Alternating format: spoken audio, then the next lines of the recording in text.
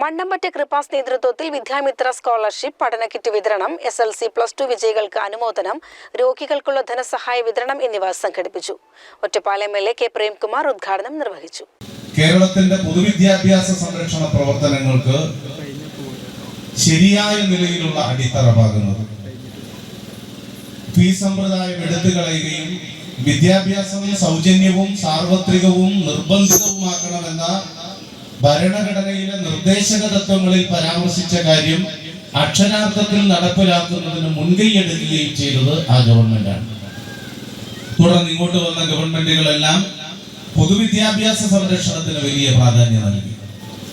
ഇന്ന് ലോകവും രാജ്യവും ഒക്കെ പൊതുവിൽ നമ്മോട് പറയുന്നത്, നിങ്ങൾക്ക് നല്ല വിദ്യാഭ്യാസം വേണോ, നിങ്ങൾ അത് പണം കൊടുത്തു വാങ്ങണം.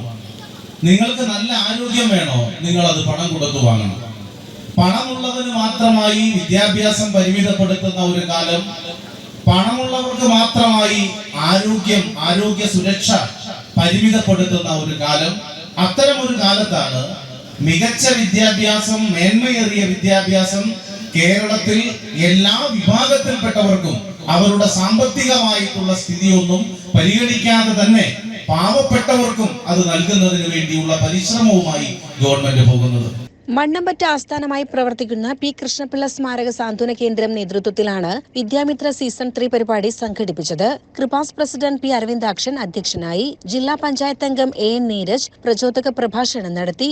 ഐഡിയ സ്റ്റാർ സിംഗർ സീസൺ 9 മത്സരാർത്ഥി ഭവിൻ വിനോദിന്റെ നേതൃത്വത്തിൽ സംഗീത വിരുന്ന് ഒരുക്കി.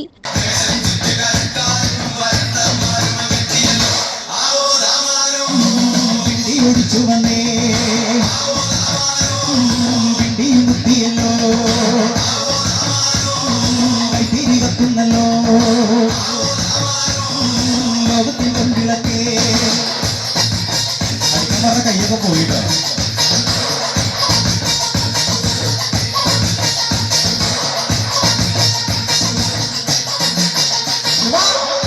കൃപാസ് ഭാരവാഹികളായ MC Vasudevan, T. Neelakantan, KK Gopi, N. Balasubramanian, ജനപ്രതിനിധികളായ C. Haridasan, C. Jayashree, KK Lini, S. Rajashree എന്നിവർ സംസാരിച്ചു. പ്രൊഫഷണൽ കോഴ്സുകൾക്ക് പഠനം നടത്തുന്ന വിദ്യാർത്ഥികൾക്ക് നൽകുന്ന വിദ്യാമിത്ര സ്കോളർഷിപ്പ് 6 പേർക്ക് നൽകി. 33 വിദ്യാർത്ഥികൾക്കുള്ള പഠനക്കിറ്റ് വിതരണത്തോടൊപ്പം SSLC +2 പരീക്ഷകളിലെ വിജയികൾക്കായുള്ള അനുമോദനവും വിദ്യാമിത്ര സീസൺ 3 ചടങ്ങിന്റെ ഭാഗമായി നടന്നു. കൂടാതെ ഹൃദയപൂർവ്വം പദ്ധതിയിൽ ഉൾപ്പെടുത്തി 6 രോഗികൾക്ക് ധനസഹായവും നൽകി. CCN കടമ്പഴിപ്പുറം.